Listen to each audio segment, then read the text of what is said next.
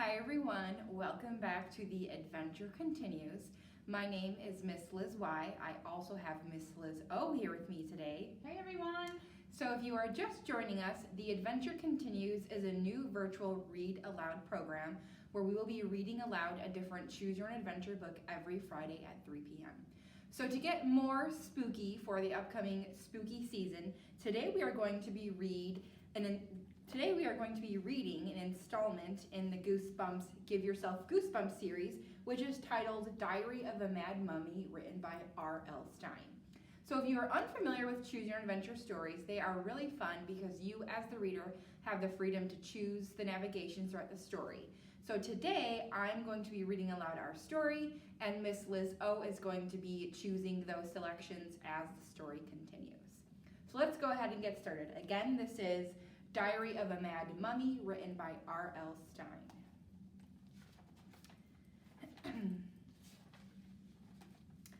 Welcome to San Francisco, the tour guide says. Her voice echoes in the marble lobby of the office building. This is the famous Pyramid Building, the city's most famous skyscraper.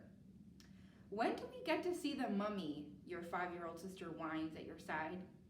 You cringe and squeeze Susie's hand. You wish you didn't have to drag her around, but taking care of her is always your job on family vacations. Oh well, you think, who cares? This is going to be the best vacation ever. You and your family are staying in a hotel in downtown San Francisco. You have a view of the whole city from your window, including the tall, spindly Pyramid Building just a few blocks away. And this month, there's a display of ancient Egyptian artifacts in the lobby, including a real mummy. You can't wait to check it out. I want the mummy, Susie whines again. I want my mummy, I want my mummy, your older brother Derek chants, imitating Susie's babyish voice. You laugh at Derek's joke. Then you whisper to Susie, we'll see it as soon as the tour group gets out of the way. You peer through the crowd at the mummy in his case. Hey, did the mummy just move? Your heart starts pounding. It can't be. But you know you just saw the mummy's arm move. Didn't anyone else see it? You stare hard at the brightly lit display cases in the middle of the lobby.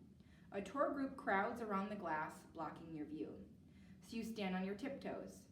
Under a pinkish light, you can see an ancient bandaged mummy lying in a beautiful gold-painted wooden box. It's the first mummy you've ever seen, a king from more than 4,000 years ago. A dead person. Something about it gives you the creeps. The tour group moves away and the lobby clears. Come on, Susie squeals, pulling you toward the mummy case. A strange chill runs up your spine as you step closer. You gaze at the mummy's face and shudder. It is hideous. Part of his face is still wrapped up, but part of it isn't. You can see his dried, leathery skin stretched tightly over his shrunken, bony nose. You back away, and your foot bumps into something on the floor. You glance down to see what you've kicked. Hey, look, you cry out softly, but no one is listening. The tour group scattered. Susie has let go of your hand. She's pressing her nose to the glass in front of the wooden mummy case.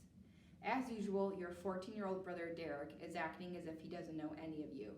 He's talking to some kids by the door, and your parents examine another display case. No one notices what you found on the floor. You pick it up. It's a small clump of folded pages tied together at the edges with dried grass. It looks like some kind of ancient book. You open it carefully. The pages seem as if they might crumble in your hands. You peer at the squiggly markings on the page. To your surprise, you recognize the words. They're in English. The handwriting is hard to read, but you finally figure out what it says.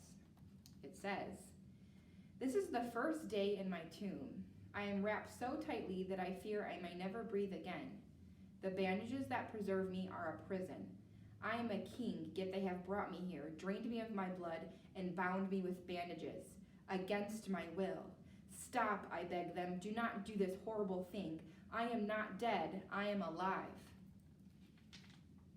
Your mouth drops open as you flip through the ancient pages. Could this be a diary of some kind? A mummy's diary? Written 4,000 years ago? But why isn't it in ancient hieroglyphics? How can it be written in English? This is weird, definitely weird. But somehow in your heart you know the diary is real. Every word of it is true. You glance around again and no one notices you. You turn to another page and it says, I am embalmed alive, me, the Pharaoh, the king, and why? For one reason only, because upon my neck I bear a strange birthmark, a red stain in the strange shape that frightens my people. They think it is a sign of evil. Even I am not sure what it means. Does it really mean I am evil? Could I actually hurt people? Am I mad? Your hands tremble as you flip to another page, and it says, each night my spirit walks the earth for centuries. Each night my spirit writes this diary. But now, at last, my chance has come. Tonight my body will walk the earth. Tonight, here in this strangest of all pyramids, I will escape my prison. And now it says to turn to page 9. Can it be possible? Is the mummy going to escape tonight? How? And is this the strangest of all pyramids? The pyramid building? It would seem strange to some old pharaoh, you guess. You read over the same pages again, trying to make sense of them. Each night my spirit writes this diary, it says. No way, you think. He isn't writing with his hand, he's writing with his mind. The mummy thinks something and it appears on the page. Awesome. You shoot a quick sideways glance to make sure the lobby guard isn't watching. Then you tuck the diary under your shirt. And now we turn to page 132. You've got to read more of this. It's amazing. The mummy writes it with his mind. But then you just hear your mother calling your name. Yoo-hoo! Again she calls you. Bring Susie and come on, she says. You've got to get away so you can look at the diary. You don't want your parents to see it and take it away from you. Not after you just found it. You scan the lobby for some place to go. You spot an elevator. Maybe you can duck in there and zoom to the top of the pyramid. Finish reading the diary before someone finds you. Or maybe you should just keep the diary hidden and wait. You don't want to get into trouble with mom and dad. And besides, your hotel isn't too far away. You could sneak back here tonight to see if the mummy really escapes. The diary says, tonight I will escape my prison. So what will it be? So here we have two options. Option 1 says, if you come back tonight, turn to page 20. And option 2 says, if you take the elevator now, turn to page 43. So what do you think, Miss Liz? What should we do? I don't know. I'm up for a little bit of an adventure, so I think that we should take the elevator. Good choice, Miss Liz. Let's turn to page 43 and take the elevator. So let's see how this adventure continues. You decide to duck into the elevator. With the diary tucked under your shirt, you casually stroll over and push the up button. But the first elevator that arrives is going down. Oh well, that'll do. Quickly, you slip into the elevator. Luckily, no one else gets on with you. Your parents don't even notice you're gone. Great, you think as the whole car whooshes downward. Now you can read the diary in private. Ding! A bell dings as the door opens to the basement. Weird, you say as you step out of the elevator. This is the basement? To your amazement, the place looks as if it were built 1,000 years ago. The walls are made of huge blocks of rough tan stone. The only light shines from a fixture over the elevator doors.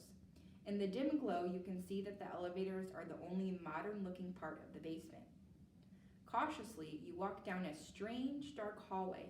Your sneakers scrape against the stones.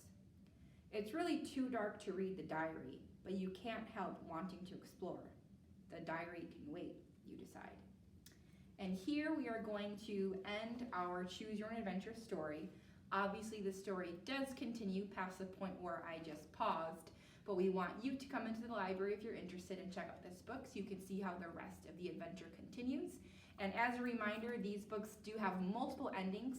So like I said in the beginning of the video, you as the reader have the freedom to choose your own decisions and see how the story can continue in different ways. Thank you again for watching. We hope to see you all very soon. Bye-bye.